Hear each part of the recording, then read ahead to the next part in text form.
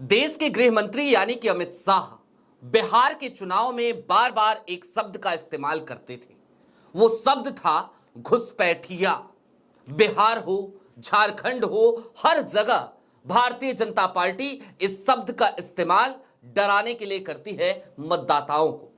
लेकिन क्या वाकई में भारतीय जनता पार्टी की सरकारें इस बात को लेकर चिंतित भी हैं, या फिर कि ये 15 लाख वाली बात की तरह एक जुमलेबाजी है?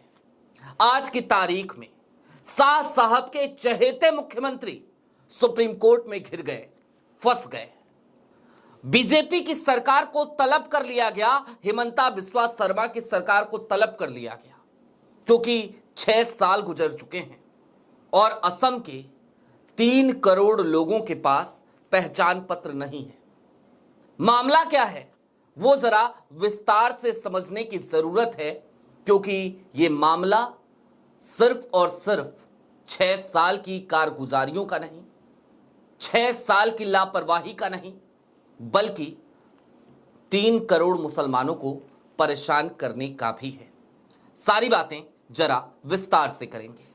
नमस्कार, मैं स्वप्निल और आप मुद्दा देख रहे हैं। दोस्तों, आगे बढ़े उससे पहले वही छोटी सी अपील। मुद्दा इन दिनों एक गंभीर आर्थिक संकट से जूझ रहा है। एक तरफ हमारे मेन बैंक अकाउंट्स फ्रीज चल रहे हैं, तो दूसरी तरफ हमारे 2.5 साल पुराने चैनल को हमसे लंबे समय तक छीन कर रखा गया था। ऐसे में डे टू डे ऑपरेशंस में मुद्दा को काफी मुश्किलों का सामना करना पड़ता है। लिहाजा आपसे गुजारिश है, यदि आप चाहें तो मुद्दा की छोटी छोटी मदद जरूर कीजिएगा। इसके लिए आप स्क्रीन पर दिख रहे QR कोड या फिर के नीचे दिख रहे UPI नंबर का इस्तेमाल कर सकते हैं। अब आगे बढ़ते हैं और सबसे पहले आपकी स्क्रीन पर एक खबर है। यह खबर बताती है 6 साल से 3 करोड़ लोगों की नहीं है पहचान। SC हैरान, यानी सुप्रीम कोर्ट हैरान, बीजेपी सरकार को किया तलब। और यह पूरा मामला क्या है? सुप्रीम कोर्ट तो शुरुआत में इस मामले की सुनवाई भी नहीं करना चाहता था। वो हाईकोर्ट जाने की सलाह दे रहा था, लेकिन तभी देश के नामी गिरामी वकील कपिल सिब्बल, उन्होंने कुछ ऐसी दलीलें रख दी कि सुप्रीम कोर्ट इस मामले को सुनने के लिए तैयार हो गया। और जब सुनने को तैयार हुआ तो फिर भारतीय जनता पार्टी की असम की सरकार बुरी तरीके से घिरती हुई नजर आई।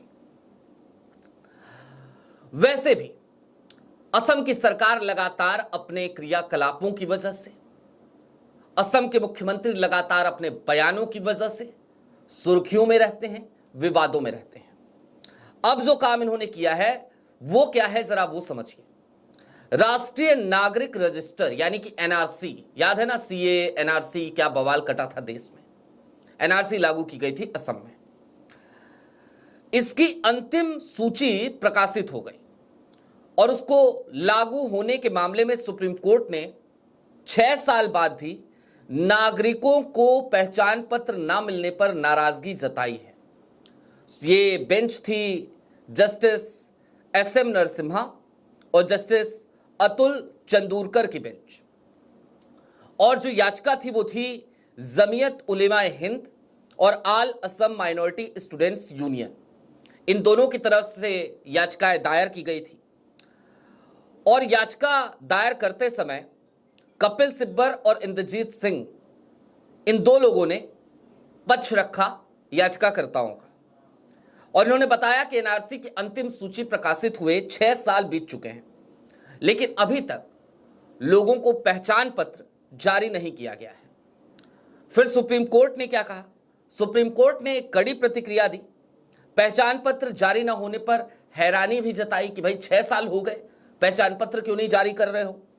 उसके बाद कोर्ट ने केंद्र सरकार, मोदी जी की सरकार, असम सरकार, राष्ट्रीय नागरिक रजिस्टर और उसके निदेशक को नोटिस जारी किया और जवाब मांगा 4 सप्ताह के भीतर, यानी 1 माह के भीतर।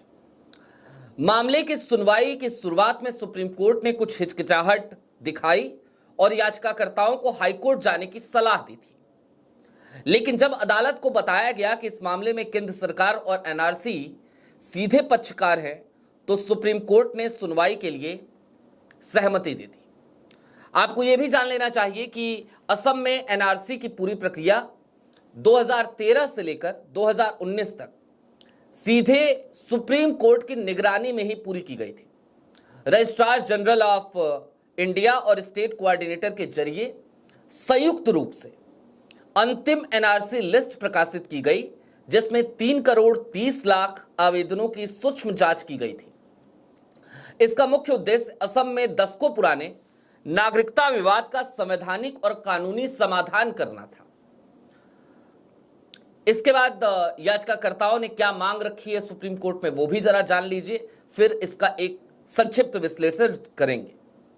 याचिका में सुप्रीम कोर्ट से मांग की गई कि जिन 3.11 करोड़ पात्र नागरिकों का नाम एनआरसी में शामिल किया गया है, उन्हें बिना देरी के राष्ट्रीय पहचान पत्र जारी किया जाए। साथ ही 19 लाख लोगों के नाम खारिज किए गए हैं, उन्हें तुरंत आधिकारिक अस्वीकृति पर्ची रिजेक्शन स्लिप दी जाए ताकि वे फॉरेनर्स ट्रिब्यूनल में अपील कर सकें। याचिका में यह भी कहा गया है कि एनआरसी की प्रक्रिया सुप्रीम कोर्ट की निगरानी में वैज्ञानिक डेटा आधारित और प्रमाणों की जांच पर आधारित रही है, इसलिए इसे कानून के तहत पूर्ण रूप से लागू किया जाए और अधूरा ना छोड़ा जाए। याचिका में यह भी कहा गया कि अधिकारियों की लापरवाही एनआरसी प्रक्रिया को अधूरा, असंवैधानिक और मनमाना बना देती है। ये संविधान के अनुच्छेद 14 और अनुच्छेद 21 का उल्लंघन है। अंतिम एनआरसी के बाद ऐसे ही रोक देना लाखों नागरिकों को अनिश्चित नागरिकता की स्थिति में छोड़ देता है, जिससे समाज में भय, अविश्वास और सामाजिक विभाजन बढ़ रहा है। इसके बाद जाहिर सी बात है, जब इन तमाम पक्षों को सुप्रीम कोर्ट में जस्टिस नरसिम्हा की बेंच ने देखा, जस्टिस चंदोकर की बेंच ने देखा, तो उन्होंने हैरानी जताई पहले तो कि भाई 6 साल बीत गए हैं। एनआरसी सुप्रीम कोर्ट की निगरानी में हुई थी, उसके बाद भी 2019 में अंतिम सूची प्रकाशित हुई और उसके बाद से लेकर अब तक 6 साल बीत जाने के बाद भी आप यदि लोगों को पहचान पत्र नहीं दे रहे हैं तो क्यों नहीं दे रहे हैं? इसके पीछे का कारण क्या है? और दूसरी सबसे बड़ी जो समस्या यहां पर आकर खड़ी हो जाती है, आप देखिए, घुसपैठिया एक ऐसा शब्द बन गया है जो यूं तो हिमंता बिस्वा शर्मा के हमेशा जबान पे रहता है और शाह साहब के जबान पे तो रहता ही है, उनके बॉस के। शाह साहब तो बिहार में भी घुसपैठिया घुसपैठिया चिल्लाते रहे, कहते रहे कि एसआईआर इसलिए हो रहा है ताकि घुसपैठियों को बाहर किया जाए। लेकिन जब चुनाव आयुक्त से पूछा गया, मुख्य चुनाव आयुक्त ज्ञानेश कुमार से, कि कितने घुसपैठिए मिले, तो उन्होंने कोई सीधा जवाब नहीं दिया, उस सवाल को ही खा गए। ऐसा लगा सवाल को चीनी समझ लिया, शरबत बनाया और पी गए, खोट गए। यह काम किया मुख्य चुनाव आयुक्त ने। और इन सब के बावजूद आज की तारीख में हिमंता बिस्वा शर्मा की सरकार, सोचिए 6 साल से अगर लोगों को पहचान पत्र नहीं जारी कर रही है तो क्यों नहीं कर रही है? मोदी सरकार अगर पहचान पत्र नहीं जारी कर रही है एनआरसी के बाद भी तो क्यों नहीं कर रही है? इससे क्या होगा? तो इससे होगा ये कि वो जो एजेंडा है, घुसपैठियां हैं देश में, घुसपैठियों को बाहर निकालना है, भारतीय जनता पार्टी की सरकारें ही ये काम कर सकती हैं, उस एजेंडे को मजबूती मिलेगी। लेकिन इसके दुष्परिणाम क्या होंगे? दुष्परिणाम यह होगा कि इस देश में लगातार आपसी मनमुटाव बढ़ता रहेगा। देश में हिंदू बनाम मुसलमान की सियासत तो फलती फूलती रहेगी, लेकिन देश की कौमी एकजहती, गांधी और नेहरू की विरासत, वो हर दफे खंडित होती हुई नजर आएगी, हर दफे उम्मीद टूटती हुई नजर आएगी। और यही तो एजेंडा है, यही तो चाल है और यही तो कारण है कि जैसे 15 लाख वाली बात जुमलेबाजी थी, उसी तरीके से आज की तारीख में घुसपैठिया शब्द भी एक जुमलेबाजी बनकर रह गई है। हम भी चाहते हैं कि इस देश में घुसपैठिए ना रहें, हम भी चाहते हैं कि इस देश से मोहब्बत करने वाले ही इस देश में रहें, लेकिन सवाल इससे आगे का है, सरकार उन घुसपैठियों को बाहर करने के लिए क्या कर रही है?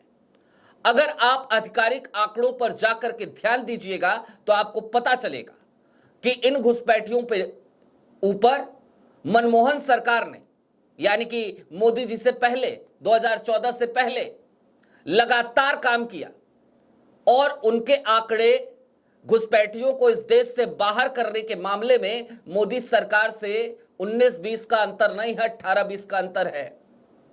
यानी कि मनमोहन सरकार शांति के साथ घुसपैठियों को बाहर कर रही थी, एजेंडा नहीं चला रही थी।